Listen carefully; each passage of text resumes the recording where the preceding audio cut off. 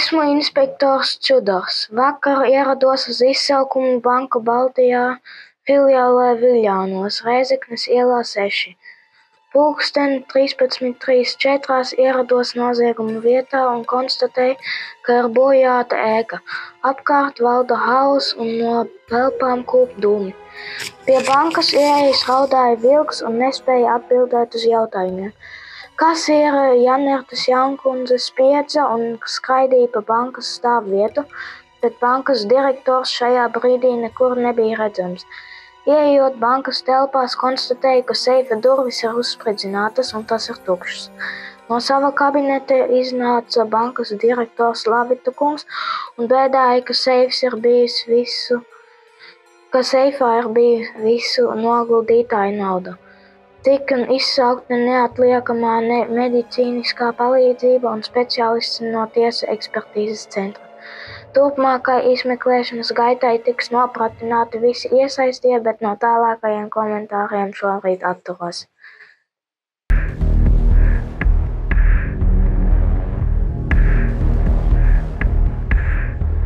Esmu dzimis 15.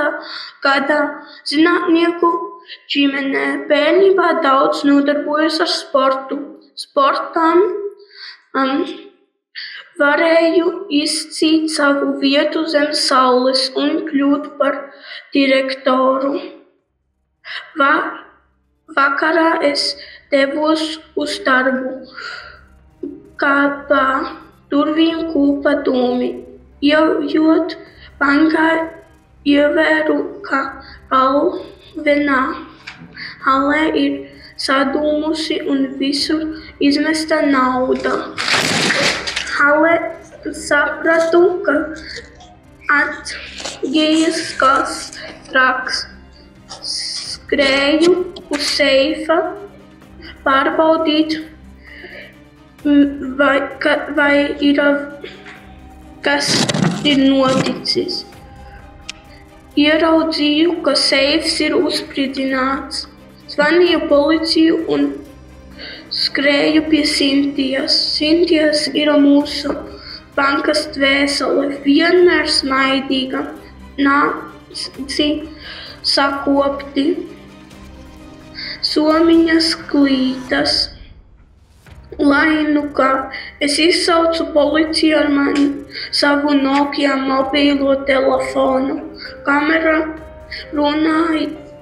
runāju ar inspektoru, pamanīju, ka Sintija kaut ko lika atvilknē. Sapratu, ka tas bija naudas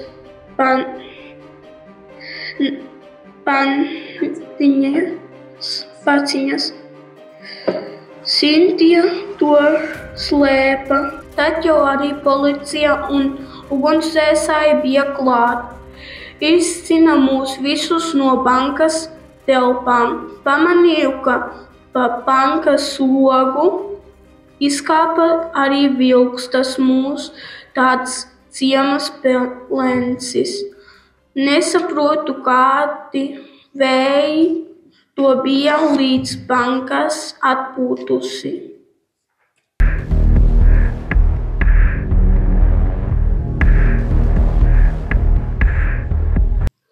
Esmu Vilks Haritovs, dzimis tepat mežā 1954. gadā. Uzaugu lielā ģimenē diezgan skarbos apstākļos. Man agri nācās pārņemt rūpes par mazākajiem brāļiem un māsām. Kad man palika 16 gadi, vecāki paziņoja, kad vilku baro kājas un izmeta no ģimenes. Paliku viens. Daudz strādāju un biju iekrājies daudz naudu, lai varētu iegādāties maziņu namiņu tiepat mežā. Kaimiņos man dzīvo kazu ģimene ar daudz maziem bērniem. Ikdienā redzu grūtos apstākļus, ar kādiem šai ģimenei ir jāsastopjas. Pagājušajā nedēļā kaimiņiene atskrēja pie manis un lūdza palīdzību, jo jumtā iegāzies koks. Tur bija nepieciešami lieli remontdarbi. Sapratu, ka pats saviem spēkiem galā netikšu, devos uz jaunatvērto banku sarunāt aizdevumu kazas ģimenītē. Es gribēju viņiem palīdzēt, gribēju kazas ģimenītē uzbūvēt labāku pasauli un paglābt mazos kazlēnus no tāda likteņa, kā mans bija.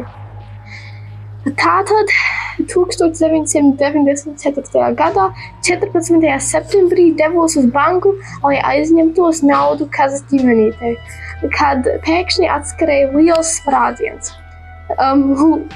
Jo ļoti sabijos, jo domāju, kad ir pasaules gals, bet tad dūmi izgaisa un es redzēju, kad ēka vēl stāv, bet kāds ir uzsprincinājis seifu.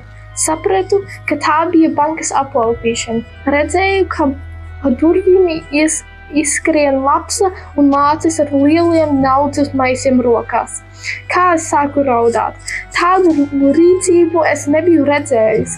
Kāpēc es esmu vienīgais, kurš grib palīdzēt, bet pārējie tikai plosā? Pasaulē ir tik daudz sliktu cilvēku.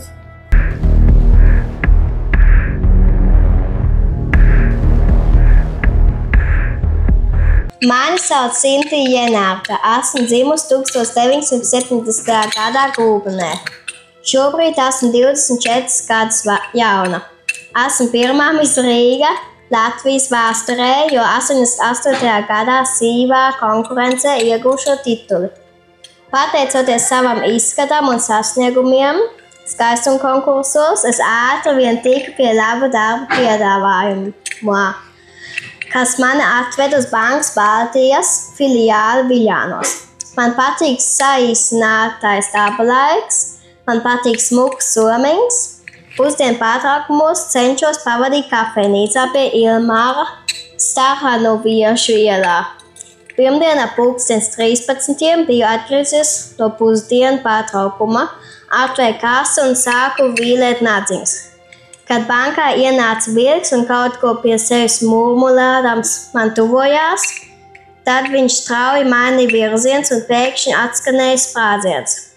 Apkārt bija dūmi un es sāku klapot, bet pa vidu redzēju, ka vilks ir paķēris naudas maisus un skrien ārā pa bankas durvīm. Es satraukusies saucu stāvi, bet viņš neklausīja un prom bija. Es sāku raudāt un kliedzu, lai priekšnieks nāk laukā no kabineta. Viņš ar pīrāgu rokās izskrēja no kabineta un uzreiz devās pie seifa pārbaudīt, kas tur ir noticis. Es biju pavisam aptulus un apsēdos trusiņi nomierināties, kad ieraudzīju, ka arī priekšnieks rokās ir naudas maiss un viņš lavās ārā pa bankas durvīm. Es nevarēju saprast, kāpēc visi skrienē naudas maisiem prom. Vai es biju vienīgā, kas neskrienē naudas maisiem prom?